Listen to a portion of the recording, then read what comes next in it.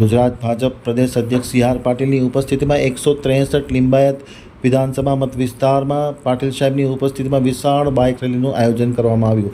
મોટી સંખ્યામાં લોકો જોડાયા. સુરત કામરેજ આમતક બ્યુરોનો એક વિસ્તૃત અહેવાલ. 163 લિંબાયત વિધાનસભા બેઠકમાં ભવ્ય કેસરિયા બાઇક રેલીનું આયોજન કરવામાં આવ્યું હતું.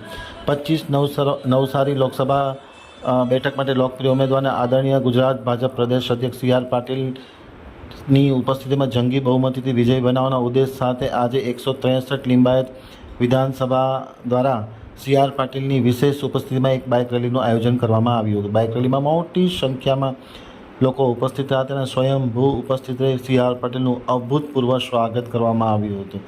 અપાર જૈન સૈલાબનો ઉત્સાહ, ઉમંગ, ભાજપ પ્રત્યેનો અતૂટ વિશ્વાસથી સુનિશ્ચિત છે કે ફરી એકવાર નવસારી લોકસભા ક્ષેત્રમાં ઇતિહાસ સર્જાશે અને સી આર પાટીલ ખૂબ જ જંગી બહુમતીથી ફરી એક વખત સાંસદ બનશે તે માટેનો વિજય નિશ્ચિત બન્યો છે.